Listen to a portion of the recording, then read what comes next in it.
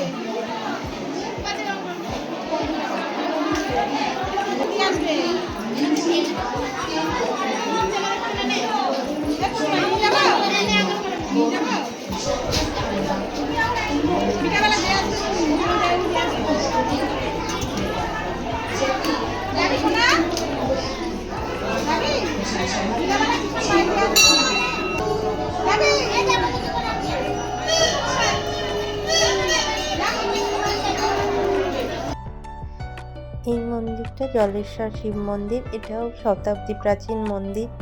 এখানে শিবরাত্রি, নীলের উপর সব সময় প্রচুর মানুষের ভিড় হয়, আর এই মেলা বসে মন্দিরের যে প্রাঙ্গণে মেলা বসে।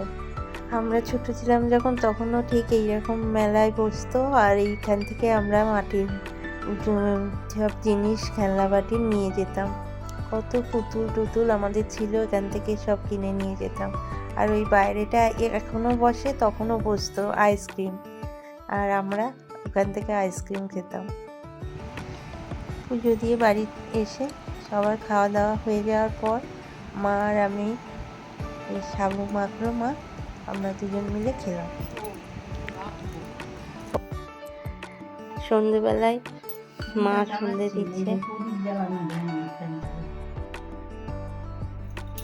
গোপালটা খুব সুন্দর তো।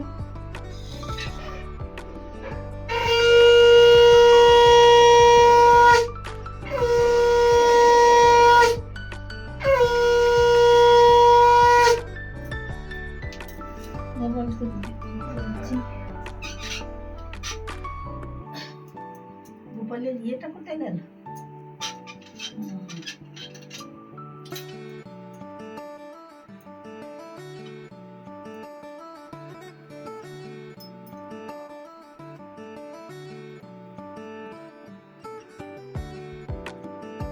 গোপাল সন্ধ্যেবেলায় ঘুমিয়ে পড়ে, ছোট তো। আলুটা বড় আলুটা জ্বালা হয়নি।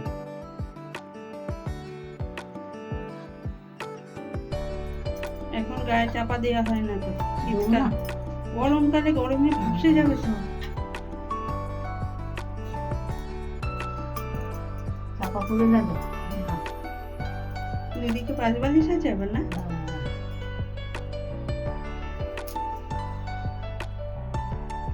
গোপালের বিছানা সবকিছু আমার মার হাতে তৈরি।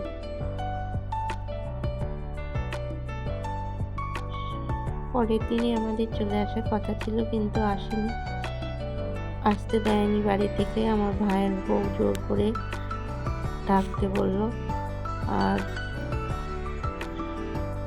পয়লা বৈশাখ ছিল বলে সেদিন দুপুরে একটু স্পেশাল রান্না বান্না হয়েছিল। এই রান্না বান্না হলো, একটু সবাই মিলে একসঙ্গে বসে খাওয়া হলো, আনন্দ করে। এই এখন বাড়িতে মা বাবা আর ভাইয়ের বউ রয়েছে।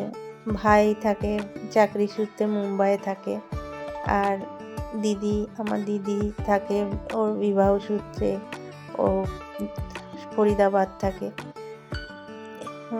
আমরা যখন এখন বাড়িতে যাই, ফাঁকা ফাঁকা লাগে। এখন ওদের বাঁধা, আমাদের খাওয়া হয়ে যাওয়ার পর বাকি এখন ওদেরকে সবাইকে খেতে দেবে। আর তার মধ্যে একখানা বিড়ালও জুটেছে, সে যতক্ষণ না খেতে দেওয়া হবে ম্যাও ম্যাও ডেকেই যায়। এবার ফেরার পালা, বাড়ি চলে আসবো। সংসার থেকে 2 দিন ছুটি নিয়ে একটুখানি বাড়িতে গিয়েছিলাম, আবার সেই সংসারে ফিরে যাব। ছেলের পড়া, বরের অফিস, আর আমার নিজের কাজকর্ম নিয়ে থাকবো।